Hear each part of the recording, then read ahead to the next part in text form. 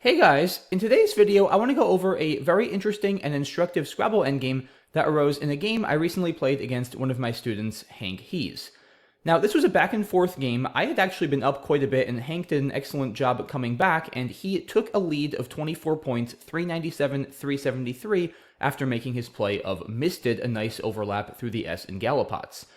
Now, interestingly, Hank emptied the bag with this play, so it was now my turn, and I had 7 tiles, and Hank also had 7 tiles, and I knew exactly what those were. I had EENORST, and I knew that Hank had BEGNUVW. Now, the first thing I noted is that I had a 7-letter word on this rack, estrone, but that didn't play. After all, if I could play it, I would just bingo out, and there wouldn't be a video on this position, as it wouldn't be very interesting. I figured that I would be able to win this position fairly easily, because while I was down 24 points, I had very easy tiles to work with, and Hank had a whole lot of clunky consonants, and I figured I would be able to catch him with a couple of unplayed consonants, get a lot of bonus points from his rack, and win the game without too much trouble. But the more I looked at this position, the more I realized that might not be the case. You see, while I do have much more flexible tiles than Hank, the problem is I only have 1-point tiles, and that's going to make it rather difficult for me to score and make up this 24-point deficit. That's especially the case as, despite the clunkiness of Hank's rack, he's got several places where he can offload at least one of his consonants for over 20 points. For instance, he can play wave through the AI of misted, making woe down the J column. He can play veg under the re and D on the 14 row, and he can even just drop his W at C13 with war and woe, all of which score over 20 points. And these are all on different parts of the board, so it's impossible for me to block all of them. As such, I'm going to need to either come up with a very strong out and two sequence that overcomes his scoring play and still catches him with enough unplayed tiles on his rack, or somehow figure out a way to maybe stick him with one of his consonants and then extend the endgame and score more that way. I pretty quickly disposed of the idea of sticking Hank with a tile, because really the only tile that would be easy for me to stick him with would be the V. But as I just pointed out, he's got several decent spots to offload the V, and I'm not going to be able to block all of them, so I figured I needed to go out in 2. If I prolong the game more than that, the problem is I'm going to give Hank even more turns to not only score, but also get rid of more of his tiles, thereby reducing the bonus points I get from going out. So I figured here, if there is a win, it's got to be an out in 2. It's not going to be some crazy sequence where I stick Hank with 1 or more tiles. And I was struggling to find a good out in 2. I have some decently high scoring plays here, the first of which I noticed was Posey for 20 points, between the P of Gallipots and the Y of Wagyu. The nice thing about this play is it saves turn and not as an outplay on my next move. However, that's going to fall a bit short as follows. If I play Posey, then Hank has to be a little careful, as Wave now loses, as I can go out with Treen through the E, winning by a few points, as I'll leave you guys to check. However, Hank holds on if he plays Veg instead, not giving me a higher scoring outplay. Even though I go out with turn and get 18 points from Hank's unplayed tiles, he's going to hold on and win by a single point, 423 to 422. I calculated this during the game and thus dismissed Posey as a possible winning line. I looked at several other similar ideas, like Sonar for 19 down the C column, or Mores or Morns down the I column, also scoring 19. But I'll leave you guys to check. These plays all are also going to fall a couple of points short after a similar sequence. And that's when I figured I needed to get a little bit more creative. Even though I only have 1-point tiles, and thus my rack isn't conducive to a setup play, trying to set myself up for a very high score, I figured that would be the most logical path to victory, given that these more straightforward out and 2 sequences weren't working. And thus I took a closer look at the bottom center triple word score at 15H, and I came up with what I thought was an absolutely brilliant play, Tor for 15 points with Emo and Air. The idea is I set myself up to play Esne for 28 points under Tor, making TE, Emos, and Aaron. And if Hank doesn't block this, I should be able to win. Let me show you how. If Hank ignores this setup after Tor and plays Veg as he did in the previous line, then Esne is going to win easily. I score 28 points, bringing me to 416, and I get another 18 from Hank's unplayed tiles and win by 11, 434 to 423. So that means Hank has to do something to address my setup.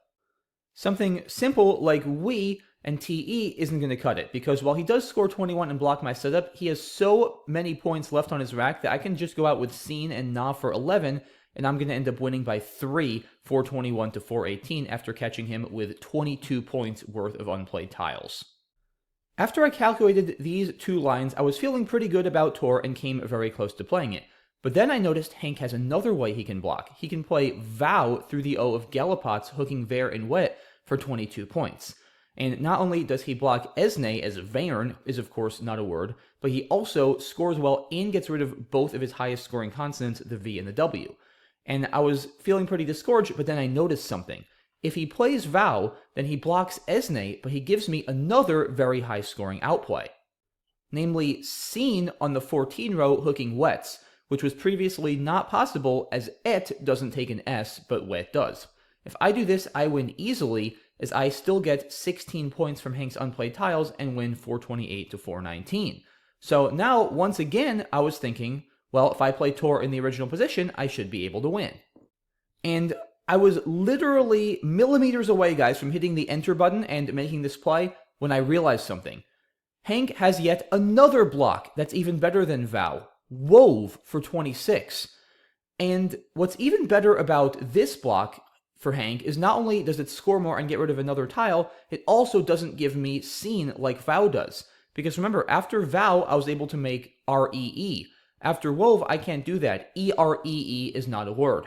So if Hank plays Wove, he is going to win easily. After Wove, there's nothing better for me to do than just go out with Seen and Wares for 13, after which I'm going to fall 8 points short, 415 to 423. So that means Tor here is not a winning play in the original position.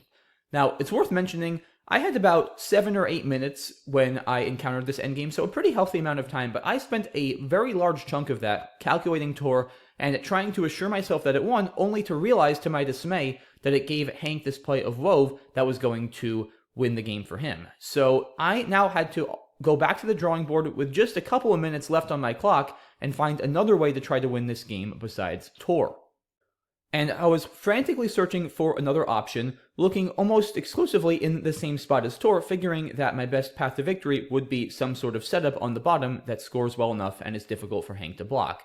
And with about 30 seconds left on my clock, in a panic, I threw down No and Emo for 7 points, trying to set myself up for a 30-point follow-up of Esther making NE and Emos. Now, I didn't have time to calculate what would happen after all of Hank's different replies after No, but I did at least have time to calculate that if he responded with Veg under Misted, as we looked at in a few other lines, I would hold on and win by 5 after playing out with Esther. So I figured that since I didn't see a clear path to victory for Hank after No, but I was able to see a clear path to victory for him after all of the other plays I already considered, I might as well give this a shot and see what happens. So this is what I played with, like I said, around 20 or 30 seconds left on my clock. Now, Hank here was very low on time himself, and while he was aware that I was setting up plays under No, he, under his time pressure, couldn't really find a good way to block, so decided to just play Veg and hope that it would be enough to win. Unfortunately for him, it wasn't, as, like I said before, I went out with Esther and ended up winning this game by 5 with a final score of 428 to 423. So this, once again, guys, is how the game played out. But the question remains, did Hank have a better play than Veg? The answer turns out to be yes. Instead of Veg, Hank can actually win after my play of No by playing We on the bottom, blocking Esther for 21 points. Hank actually did see this, but quickly dismissed it, figuring if he's keeping BGNUV, surely I'll be able to outmaneuver him in the endgame. Certainly very understandable that he would think that way, especially being low on time. However, the thing is, he goes up 38 points after We, which is quite a lot. And again, with all those one-pointers, I'm going to have a very hard time scoring. After We, my best outplay is now to play Esther and Ra for just 12 points, which is going to fall short, leading to a 4-point win for Hank, 418 to 414. Hank was also very concerned, though, that I might be able to slow play him, in other words, not go out immediately to try to rack up more points, given he was going to take quite a while to go out himself. However, it turns out that that's not really possible either. While Hank certainly isn't playing out with BGNUV, he has some decent scoring options, like just dropping his B with Bar and Bow at C13 for 18 points. And while I will get more points by taking 2 turns to go out instead of 1, I'm going to be allowing Hank to score more points himself and also offload more tiles, thereby reducing the bonus I get from catching him with unplayed tiles on his rack. So I'm going to need to rack up quite a lot of points over 2 turns to make slow playing worth it.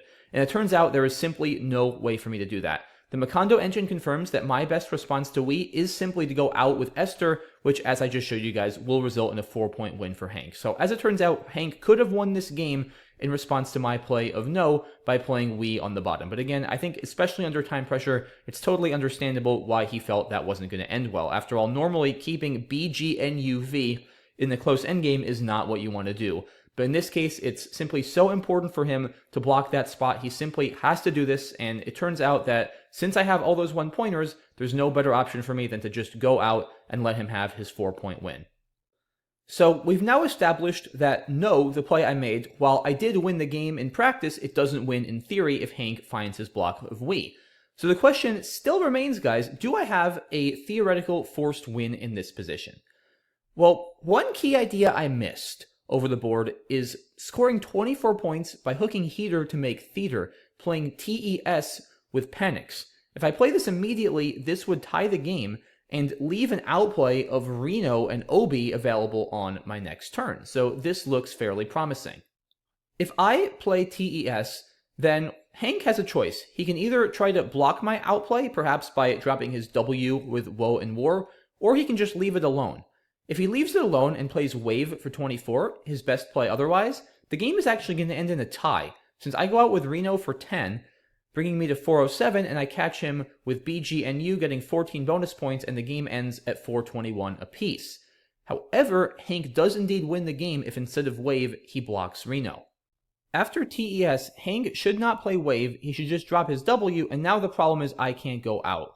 My best play here, it turns out, would be Ono for 9 with the main idea of blocking Hank's high-scoring response of Veg, since now ORE, of course, doesn't take a back V-hook. Hank could then respond with Begun and Na for 16, getting rid of all of his tiles except the V, and my best bet is now to just go out with ER for 14, after which Hank would hold on and win by 7, 435 to 428. So, in the original position, TES does not win for me, assuming Hank correctly decides to block my outplay instead of just scoring with Wave. However, this gives us a clue into a potentially better line for me. In general, in Scrabble, in an endgame, if you're looking at a 2-turn sequence and it doesn't work because your second turn, namely your outplay, can get blocked, you should always think about what if you reverse the order of those two plays. What if instead of TES, I play Reno first, saving TES? Now, the thing is, while Hank can block my spot for TES with Theater and Panics, he isn't going to stop me from going out entirely. I have plenty of other spots on this board to play an E, an S, and a T. And it's very difficult for him to score anything and get rid of any high-scoring tiles while playing there. For instance, I'll leave you guys to check that if he tries to block it with something like Gun, I'm going to go out elsewhere and win easily. Hank's best play in this situation is just to play Wave and allow me to go out with TES. After which, the game is going to end in a tie, transposing into the line we looked at before, where Hank failed to block my outplay of Reno if I started with TES.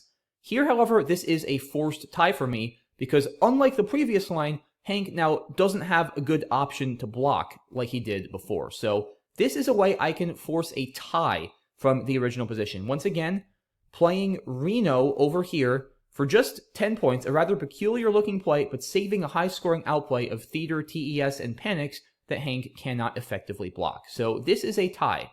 The question remains though, are there any wins for me?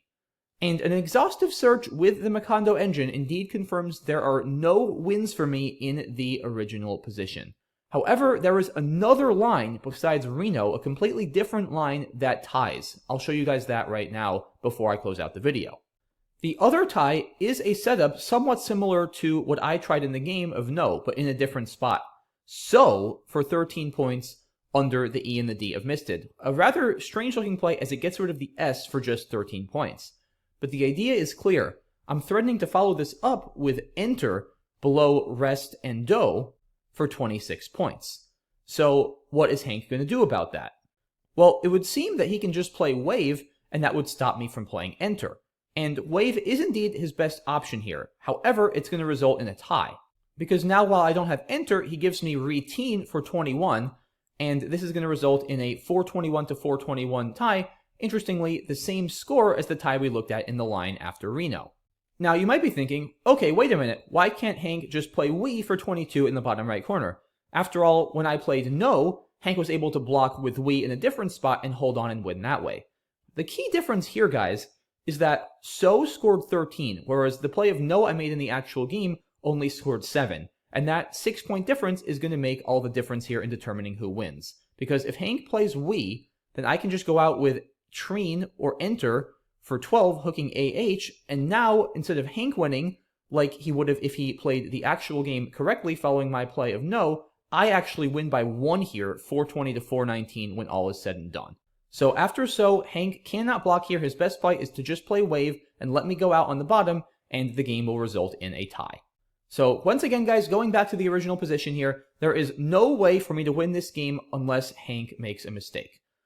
And there are 2 different ways, amazingly, for me to force a tie. Once again, Reno and Obi saving TES for a large score, and So under Misted setting up Enter. 2 very different ways to approach this position, yet both have the exact same result. And that, I think, is super cool. Very, very fun endgame here, guys. I think there was a lot to learn. Really hope you guys learned something from this video and enjoyed it.